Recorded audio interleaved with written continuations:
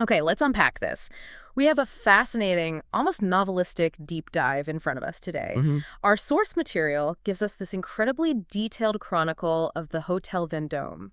It's an elite Manhattan institution, but it's also about the dynastic drama of the Martin family who built it. Right. This isn't just a story about a luxury property. It's really a deep analysis of what it takes, both managerially and, personally, to achieve true world-class perfection in hospitality. That's exactly right. The source material serves as this comprehensive case study. It documents the intense, minute-by-minute commitment required to run what they call a palace in New York. A palace, yeah. And our mission today is really to analyze the core philosophy that forged this successful brand. We're looking at this synthesis of rigorous, almost clinical Swiss precision, married, you could say, irrevocably, with the founder, Hugues Martin's personal, almost obsessive passion. Hmm. And more critically, we need to trace how that unrelenting demand for perfection ended up not just defining, but fundamentally fracturing the personal lives of Hughes and, later his daughter, Heloise. And the hook here is that classic, powerful conflict between creation and personal cost. It always is. We start with Hugues Martin, the driven founder. He's successfully poured his entire technical expertise, all his experience into building this Upper East Side gem. But that masterpiece, the Vendome, it demanded his total self in return. It introduced this profound personal and professional divergence that ultimately cost him his first marriage, and at the same time, it just irrevocably defined his daughter's entire existence within its magnificent walls. It's a compelling look at the non-financial price of legacy. It really raises a critical question for any leader or, any entrepreneur listening to this. When you're pursuing a vision of unparalleled excellence, is it even possible to draw a healthy boundary? Yeah. Hughes' life seems to suggest the opposite. He achieved, professional immortality with the Vendome, but we have to analyze whether that success was possible only because of the immense, non-negotiable personal sacrifice he made. Okay, so let's start with the strategic foundation of the Vendome. The founder, Hugues Martin. When he started this whole Vendome dream, he was 40. So not a naive beginner. No, not at all. He was absolutely steeped in the elite technical world of European hospitality. He graduated from the incredibly respected École Hôtelière de Lausanne in Switzerland. Which is, the gold standard. It is. This wasn't just a career choice for him. It was his higher education. It was an intensive training regimen that gave him the technical backbone for, every single decision he made later. And that choice of career tells us so much about the man's drive right away. It does. Hughes came from this rigid, conservative structure, a family of prominent Swiss bankers. So when he chose hotel school, his parents were reportedly devastated. They considered hotel work, and this is a quote, seamy. They saw it as, beneath their social and financial standing. So the fact that he was willing to defy his entire family structure, their expectations for this dream, that tells you his commitment was visceral. He was willing to risk everything, really, to pursue this specific vision. And crucially, he didn't just jump straight into ownership after school. His professional trajectory before the Vendome was this meticulous collection of gold standard experience. He was building a resume. A very specific resume. He held respected positions at the Hotel de Cap in Cap Antibes, The Ritz in Paris. Claridge's in London, and the Peninsula Hotel in Hong Kong. He basically spent 2 decades synthesizing the absolute best service models from 3 different continents before deciding the U.S. was the strategic place to implement his own vision. That global pedigree is the true blueprint of the Vendome, then. He wasn't just building a luxurious American hotel. Not at all. He was creating a European palace concept and transplanting it to Manhattan. He integrated that disciplined cost control you get from Swiss management, the personalized, high-touch, emotional service of French hospitality, and the meticulous discretion and, the formal tradition of the British hotel model. The Vendome's identity is literally the confluence of all those gold standards. So let's talk about the location. He chose a building on Manhattan's Upper East Side, and the source notes something interesting, that many New Yorkers hadn't even realized a hotel was located there. Which is fascinating, strategically. Right. It gave him discretion. It positioned the Vendome away from that midtown tourist frenzy, appealing instead to a very specific wealthy clientele who valued that quiet, sort of residential location. And the building itself had a history. It started as a small private hospital in the 1920s. Then it got converted into a hotel in the 40s. But the decor was abysmally bad. That history as a hospital probably offered a structural advantage, though, right? Smaller compartmentalized rooms, a history of private service. That's a great point. But the renovation was extensive. It took 2 full years.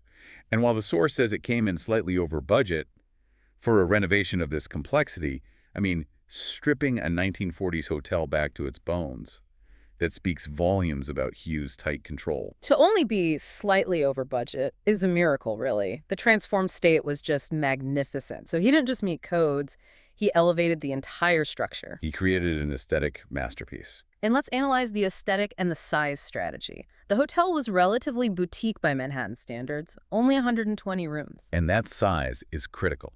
It's key for maintaining that high-touch service, for preventing the hotel from feeling like a transient factory.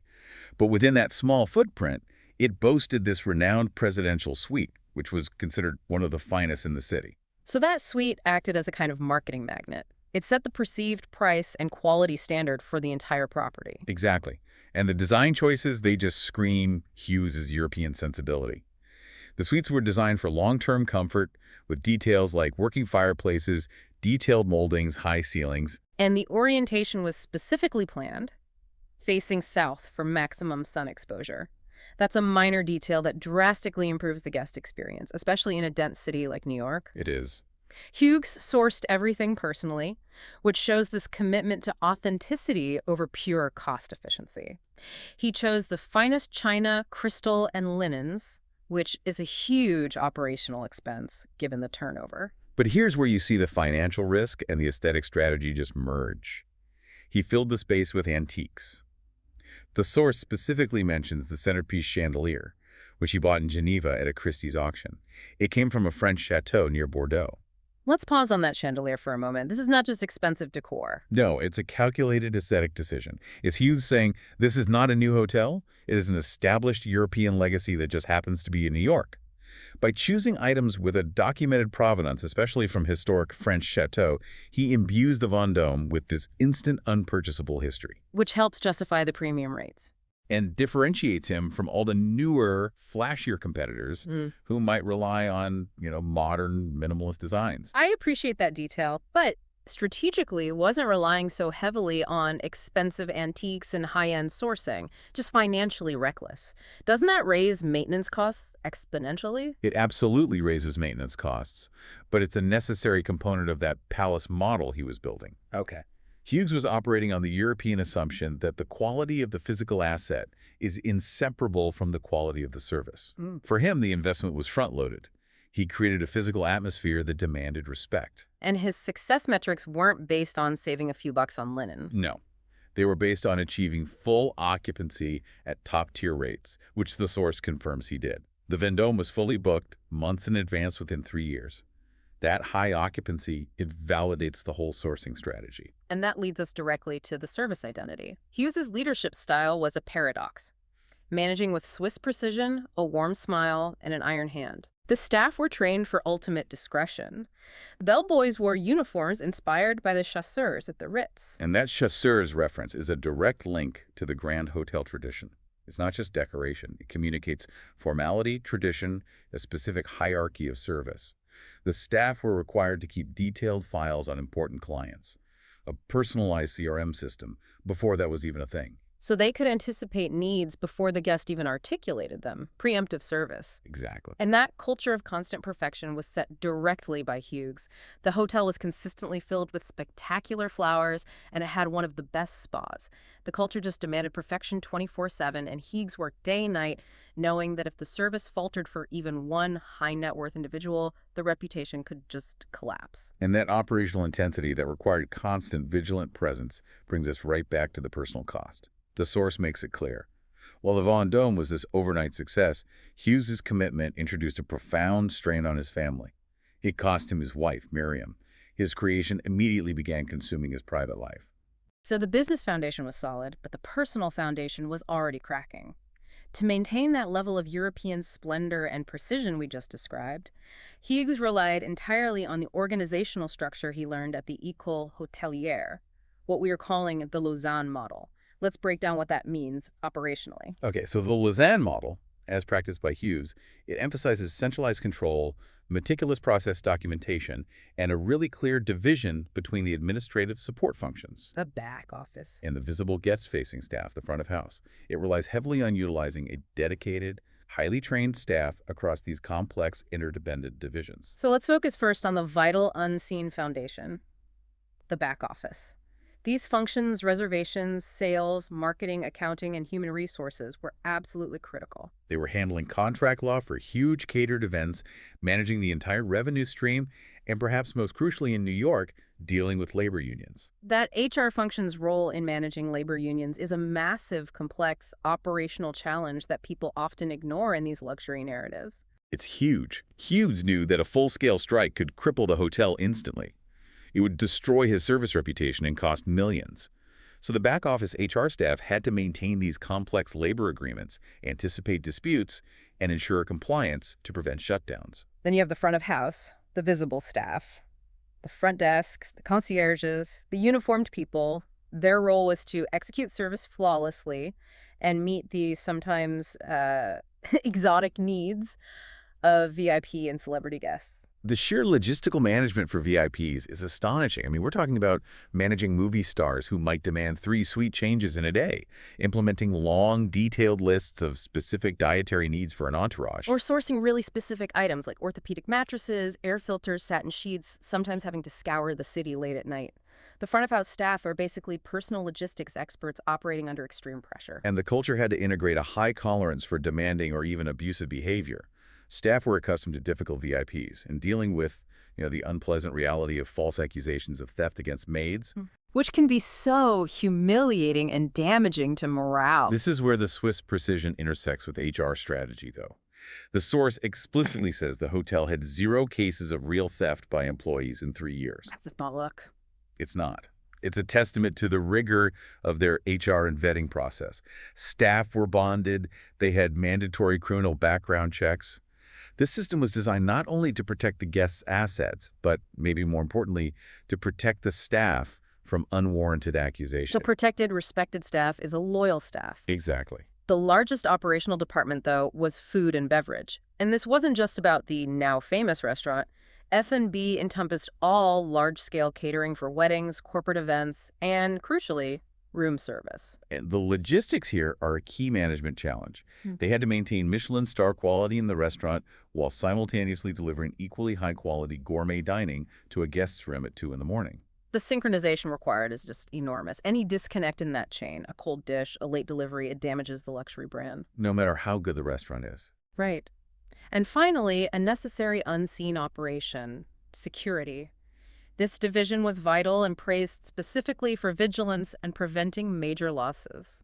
The mention of successfully preventing jewel robberies confirms the target demographic. Sure does. When you cater to guests who travel with high-value assets, security transforms from a passive necessity into an active strategic defense of the brand. Now let's pivot to the stress test of the operation. The pipe burst incident. This happened early on, and it proves that operational vulnerability is inevitable. The crisis was serious. A burst pipe flooded the basement kitchen with 6 inches of water, forcing a complete water shutoff. This incident is just a masterclass in service recovery and crisis communication. It really is. Hughes's immediate response was technical efficiency paired with emotional intelligence. While the basement was in chaos, he maintained perfect composure in the lobby. He greeted arriving guests with a warm smile and only lightly mentioned the water shutoff.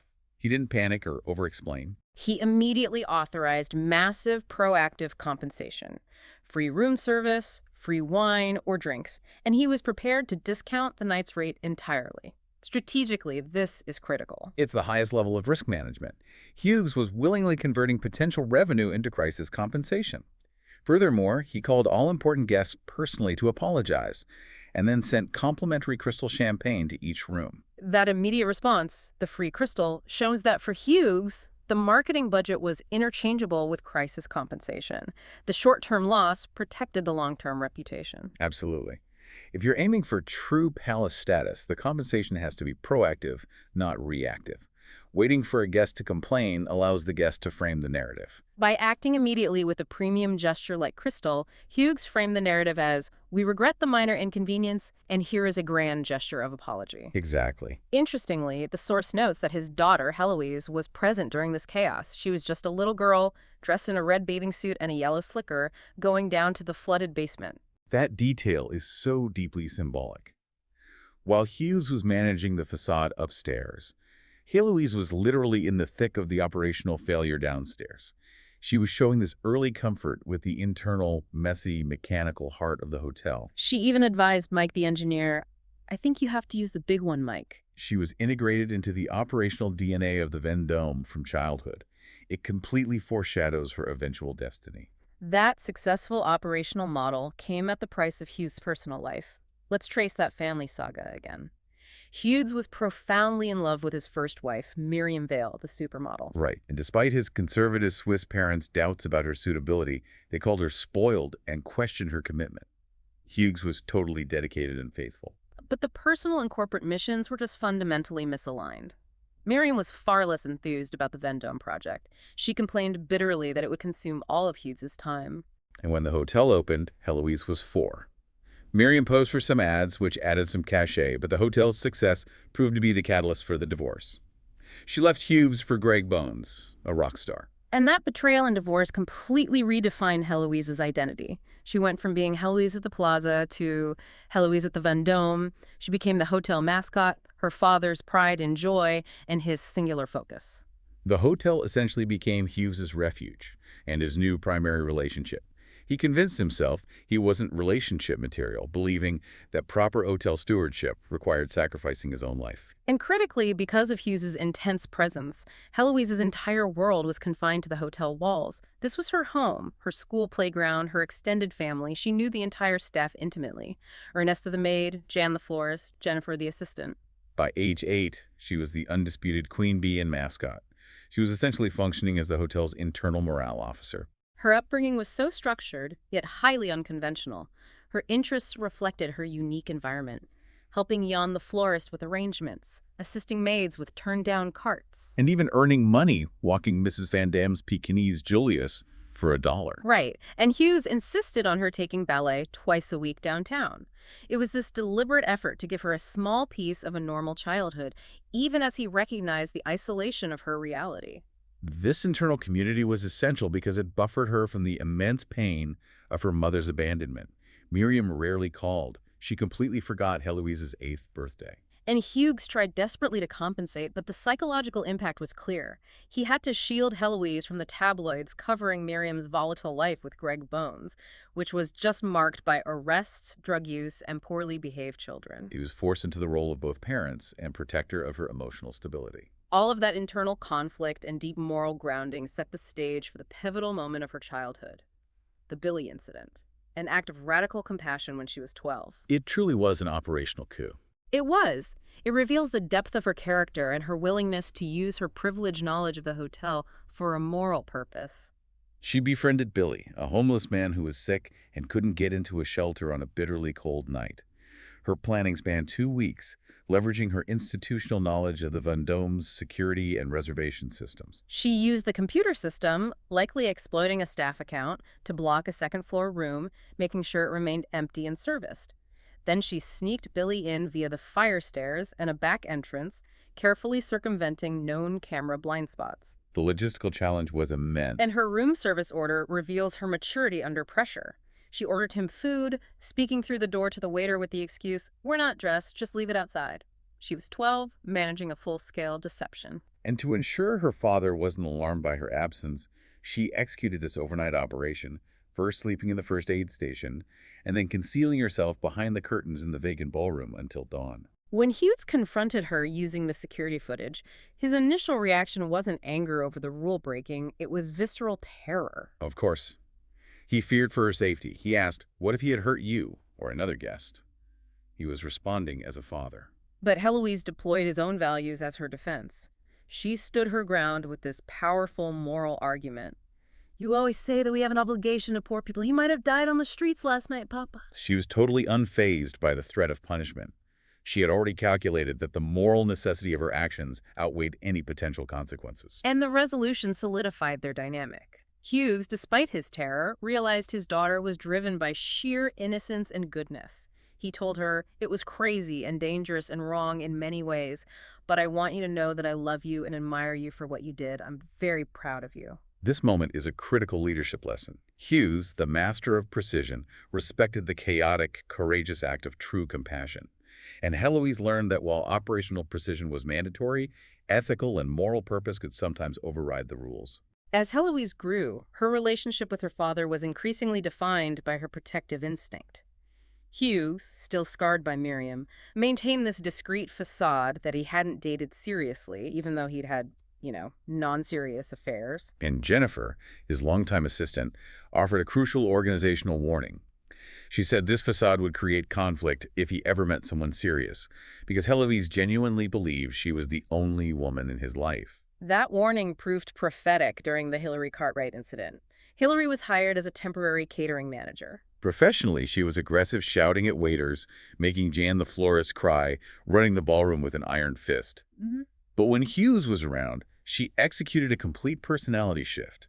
She became seductive and charming. And Hugues, suffering from professional isolation and a lack of serious female companionship, was completely bewitched by her focused flirting. But Heloise immediately identified Hillary as an existential threat. Not just to her relationship with her father, but to the operational standards of the hotel. She suspected Hillary's ultimate goal was to marry the owner and become the new wife. Heloise felt compelled to protect her father from what she considered a dire fate. And this is a classic case study in how personal bias can override established HR vetting processes. Hugues, blinded by personal attraction, ignored clear operational red flags. Hillary's mistreatment of staff, which Heloise, as an internal observer, noticed immediately. And Heloise saved him, using her intimate knowledge of the hotel's layout. She went down to the kitchen looking for lunch and walked directly into the cold room. A rarely accessed private service area. Exactly. Only to find Hillary wrapped around the sous chef. This confirmed everything Heloise suspected. The fallout was swift. Hugues, embarrassed, admitted to Jennifer, "I guess it's never too early or too late to be a fool." Heloise's protective role was validated, reinforcing her belief that she was the only trustworthy guardian of her father and the Vendome. The dynamics shift dramatically when Hugues turns 50, though. Heloise has left for the École Hotelière in Lausanne, leaving him battling empty nest syndrome. Right, and he decides to revamp some larger suites and hires Natalie Peterson, an interior designer. And Natalie represented a distinct philosophical shift from previous partners. She was defined by professionalism and pragmatism. Unlike the expense of the initial renovation, Natalie was practical. She incorporated existing furniture rather than demanding a full, costly overhaul. And her background resonated deeply with Hugues. She had been betrayed by a long-term partner who left her for her best friend. So the relationship evolved based on shared experience and mutual respect, rather than infatuation. They shared brunch, walks, long discussions. Their first night together in the newly renovated Suite 912, it symbolized this fresh start. Hugues finally realized there was room for personal connection alongside professional dedication. However, his past trauma made him cautious. He remained convinced he wasn't relationship material. And out of fear, he kept the relationship discreet. This is where his fundamental leadership failure, his personal cowardice, really began to manifest. Jennifer, his most astute observer, issued the critical warning to Natalie. She owns him. Heloise's approval was a deal breaker. And Hugues just kept deferring, telling Heloise because she had declared she wanted to be the only woman in his life. He prioritized avoiding conflict over honest communication. So the conflict exploded when Hugues, after months of secrecy, proposed to Natalie. When he finally delivered the news to Heloise, she was outraged and hurt. And she asked that crucial, devastating question, why do you need a girlfriend? She felt personally displaced and professionally betrayed. She immediately launched a Cold War that lasted for 6 months. She acted immature and spoiled, but it was rooted in a very real, deep-seated fear of abandonment. She pointedly ignored Natalie, refused to discuss wedding plans. It made the whole Vendome operation this tense, uncomfortable environment for everyone involved. The underlying tension legacy versus relationship escalated dramatically when Natalie and Hugues decided to pursue children via IVF, resulting in the shocking news that they were expecting triplets. Heloise's reaction was harsh. It just demonstrated her profound insecurity. She used practical arguments, accusing them of being too old. Natalie would be 60, Hugues 70 when the kids were in college. But the core of her fear was feeling fired. She felt the old model herself was being replaced by three new, younger models. It triggered her deepest fear, the pattern of abandonment, where her mother had moved on to new children after leaving her. And in the middle of this intense personal Cold War, a major health crisis hits. 4 months into the pregnancy, Natalie was rushed to the hospital with significant bleeding due to potential placenta previa, a very serious condition. Absolutely. It necessitated immediate bed rest and intensive monitoring. The response to this crisis, however, showed where Heloise's core loyalties truly lay. Despite her personal anger toward Natalie the moment her stepmother called, Heloise snapped immediately into crisis management mode. She demonstrated years of immersion in the hotel's operational discipline. She rushed to the room, assessed the hemorrhaging situation, and professionally coordinated the emergency response. Her actions were so decisive she dialed 911, giving precise medical details. 4 months pregnant with triplets, hemorrhaging, she performed the necessary triage while trying to locate her father. This reaction, where professional devotion just outweighed personal emotional conflict, is the proof of her leadership maturity. She put the immediate operational crisis of her family before her personal feud. She even visited the hospital, completely forgetting the feud. She leaned over Natalie and kissed her hand, realizing that despite their history, they were a family. But the personal cost was just accumulating.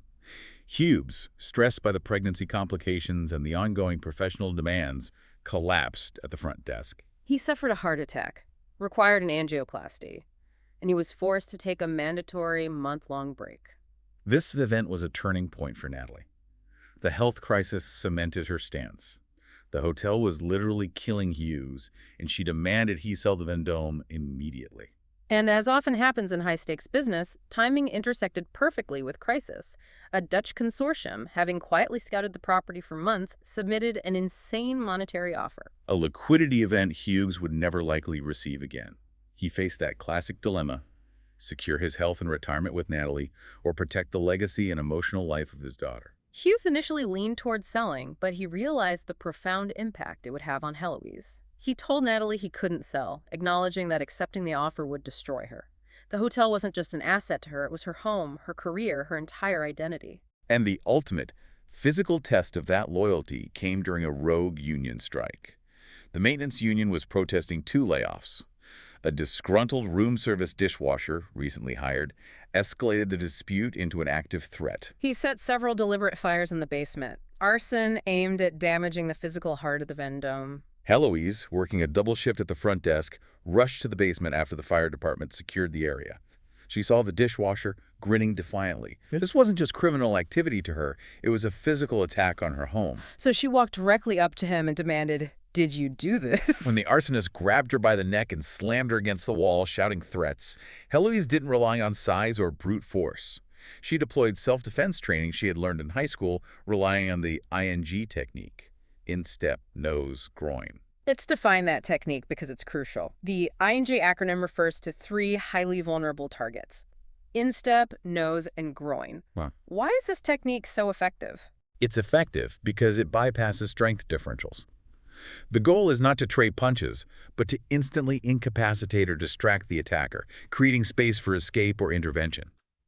The instep strike breaks their foundation. The nose punch is extremely painful and disorienting. And the groin strike is universally debilitating. Right. She was relying on precision and strategic targeting, exactly the kind of efficiency her father prized in the business, but applied to physical defense. She executed it flawlessly. High heel to the instep, punch to the nose, and a high knee to the groin, all before the police could intervene. Hugues rushed down the service stairs to find Heloise standing there, unruffled, her skirt ripped from the high kick. And Hugues was initially furious, demanding to know why she, not his security team, had risked her life. Heloise's response was the defining moment of the dynasty. She linked the physical defense directly to the succession crisis. She calmly stated, "Because this is our hotel, and I love it more than you do," referring directly to the pending sale. That statement forced Hughes's epiphany. He saw her willingness to risk death, to defend the institution he had built. He realized he couldn't sell out for money when she loved it that much. He made his final decision clear the next morning. He told her, "I'm not selling the hotel. You reminded me last night of what this hotel means to me, to us. I'm turning down the offer. He chose legacy and familial loyalty over liquidity and reduced stress, recognizing that the Vendome had ceased to be just a business. It had become the sacred object of his daughter's life. With the sale crisis averted and the family's loyalty reaffirmed, the dynamics slowly began to find equilibrium, especially concerning Natalie's pregnancy and the birth. The birth was complex. The babies came early, at 7 months, and while Natalie gave birth to triplets, tragically, one little girl was stillborn. The successful birth of the surviving twins, Stephanie and Julian, both over 3 pounds, was a major medical victory given the intense complications. And the emotional response from Heloise was the final blow to the Cold War. She was immediately supportive. She embraced the twins, bought gifts, and lost her feeling of displacement.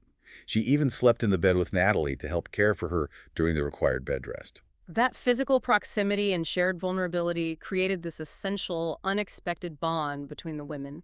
They found common ground by finally talking openly about their own childhoods and their shared experience of having narcissistic, absent mothers. Natalie's mother was emotionally distant. Miriam was utterly self-absorbed. This recognition of mutual pain finally broke the Cold War completely. It transformed their dynamic from competitors into allies. Heloise's professional path was cemented. Having graduated from Lausanne, she moved through all the critical operational departments. Front desk, concierge, accounting, room service. She was practicing the full spectrum of the Lausanne model. And Hugues, acknowledging her maturity and independence, commissioned Natalie to decorate Heloise's own large apartment suite in the hotel room 512. This was a critical symbolic step. Recognizing her as an adult, an independent entity within the hotel structure, not just the owner's daughter. Exactly. And as she settled into her professional role, her personal life flourished. Her relationship with Brad Peterson, Natalie's nephew, and a recent Columbia Law graduate deepened. He secured a relevant job in labor law, potentially aligning with the hotel's long-term HR needs, and moved into her suite. This is a massive generational shift compared to Hughes's experience. He's struggled for decades to reconcile his personal life with the hotel's demands. Heloise almost effortlessly integrated love, career, and the hotel world. She demonstrated a far healthier managerial balance than her father ever achieved. She found a partner who understood the business, rather than one who demanded she leave it. The final official succession came on the hotel's 25th anniversary. Hugues, still relatively young at 60, announced his retirement, passing the general manager baton to Heloise, who was 27. He didn't wait for an arbitrary milestone. He realized having young children and a younger wife meant he should retire to enjoy life rather than work till he dropped, a fear that had been validated by his heart attack. Heloise's immediate reaction was anxiety and panic. She felt the weight of the immense responsibility. But Brad offered that critical managerial perspective. You already run this place, you just don't know it yet. Your father would never have passed it on to you if he didn't think you could do it. And the high-stakes evening wasn't over. Immediately after the succession announcement, Brad proposed, stunning her for the second time. She accepted, securing both her professional legacy and her personal future in one powerful moment. The wedding itself, naturally held at the Vendome, served as the ultimate capstone on the family saga. Hugues and Natalie were already moving into their own second act, renting an apartment on the left bank. And the event perfectly highlighted the bizarre, high-drama history they were moving beyond. Miriam attended, demanding 2 complimentary suites and outrageously wearing an almost see-through sexy white gown. A final act of self-absorbed ignorance. Her children, Ariel and Joey, showed up in jeans and sneakers, reinforcing the chaos Hugues and Heloise had successfully insulated themselves from. But the key here is Hughes's reaction. Now happily married to Natalie and watching Heloise step into her power, he realized he was no longer angry at Miriam. He had achieved peace. The past was truly finished. It was. The honeymoon departure provides the perfect final image of the dynasty's transition and Heloise's new balance. Heloise and Brad left for Paris and Cap d'Antibes, the precise locations that inspired Hughes's entire career. Full circle. Just as they drove away, Heloise's cell phone rang. It was the hotel, with her father babysitting the Vendome for her. And Brad, asserting their new married reality, took the phone, kissed her, and reminded her, "You're not on duty." Heloise then made the conscious, difficult choice to turn off the phone and put it away. She recognized that she was no longer merely subservient to the hotel's demands, or a GM tethered to the front desk 24/7 like her father had been. The Vendome was hers, and she had finally achieved the balance between operational excellence and personal life that her father had always sacrificed. The Hotel Vendome saga is a powerful architectural and operational fortress. It was built not just on mahogany and marble, but on meticulous service and a total, almost terrifying dedication. Hughes sacrificed a traditional personal life, raising a daughter whose identity was so inextricably linked to the building's walls that she learned to defend its physical structure with the strategic precision of the ing technique. The key takeaway is that the enduring success of the Vendome hinged not merely on the mechanical application of Swiss precision, but on the intense, almost spiritual loyalty of the founder and his daughter, a willingness to risk life, love, and health to protect the institution's integrity. The constant tension between the cold demands of the business and the necessary human relationships drove every single pivotal decision and crisis in the family. Heloise had to navigate that tightrope her entire life, from sneaking in a homeless man as a compassionate act of defiance to applying professional self-defense techniques against an arsonist all, proving that leadership in a luxury dynasty demands more than just financial acumen. It requires an intense, almost physical loyalty to the brand's survival. And that leads us to the final provocative thought for you, the listener. Hughes and Heloise demonstrated that building a true legacy requires radical commitment, often extending to familial sacrifice. So, considering the eventual balance Heloise finds, successful succession, a new marriage, a unified family, is it possible to build a multi-generational legacy without first making total personal sacrifice? Or is that sacrifice the foundational price upon which true, enduring success is actually built? Think about the definition of commitment the next time you step into a palace.